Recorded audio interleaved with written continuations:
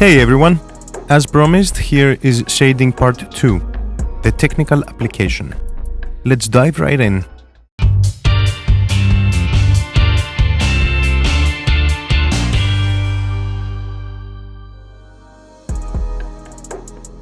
I will start with one of the most important elements of shading, and that is the paper.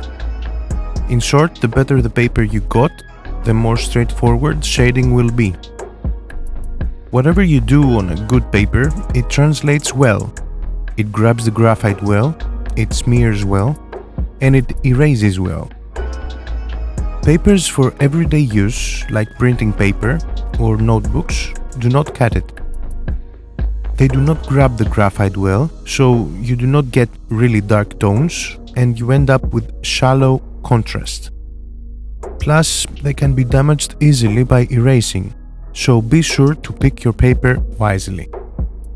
A medium cost and good all-around paper to start with is the Strathmore Bristol Vellum. I will have a link in the description, so you can start there and then try different brands and smoothness to decide what works best for you. As I mentioned in part 1, our goal is to create contrast.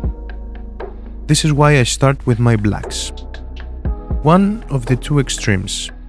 My whites are set from the paper. My main concern here is not to apply pressure. I use the pencil that I know can provide the darkest value, and I have in mind that I will have to go over it a couple of times instead of pressing hard. I do not want to indent the paper or have harsh lines. So I build up the values slowly. Once I have enough graphite on the area, I pass through it with my brush. The brush blends any imperfections the pencil strokes created and fills the tooth of the paper. It creates a smooth transition from dark to bright, and I do that with soft circular movements. However, by doing that, the brush takes away some of the dark value. So, if I need to, I do another pass with the pencil to build up again, and again with a brush to smooth it out. I do that over and over until I reach the value I want. Once I have my darks, I go to the cup, and once again I start from the darkest side. These values are not as dark as the shadow of the cup, so I use a lighter pencil. Again, I use the pencil lightly, so to protect my paper.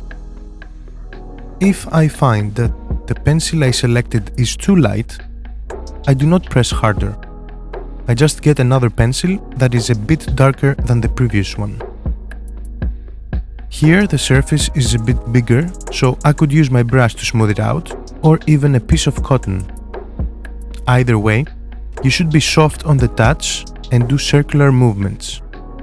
Never force your blending. If you have to force it, it means that you pressed too hard with a pencil.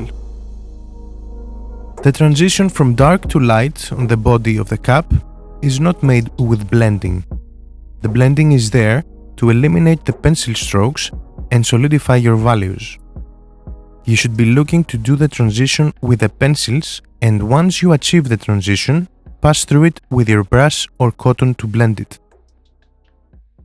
That goes for every part of the cup: the body, the lip, the handle, etc. As I said in part 1, you should be drawing piece by piece because it will help you isolate the area and be able to recognize details that are important for realism. One trick I used for the background is this. If I had to draw all this area with a pencil first and then with the blending tools, it would take too much time. For that reason, I have some graphite powder on the side. I dab my cotton in it, and that is how I cover greater area faster. I want to share another tip though. When you dab the cotton in the powder, you lift a lot of graphite. If I go straight to my artwork, I will get a strong impression at my first touch that is difficult to blend. To resolve this, I dab my cotton And then I have a piece of paper on the side that I use the cotton lightly to remove that excess graphite. Just 1 or 2 circles should be enough.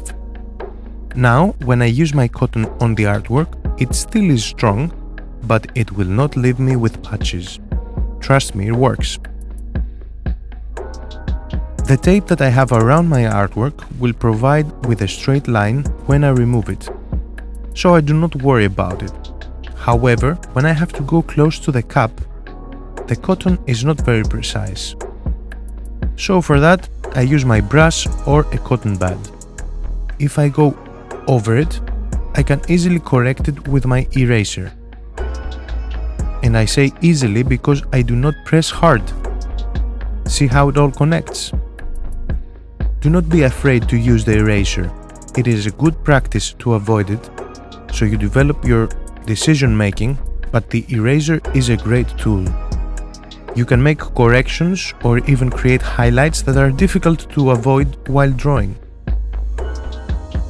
Like that lip on the cap, or the handle highlights. On one last note, I want you to know this. Realism takes time. It takes a lot of layers. We often see the final result and say, I could do that. And then we try to do it in a fraction of the time and we fail. It takes time and a lot of patience, a lot of layers. This is what makes it successful. Do not rush it. Be patient and let every work of art you do to grow with you. It is not a 100-meter race. It is a marathon. Just keep your pacing and keep working. Do not feel disappointed by how long it takes. Be patient and you will see how proud you will feel in the end. I hope I helped you understand some of the principles involved, and I hope you comment and give me your feedback on your request for another educational drawing session. Be safe, and I'll see you on the next one.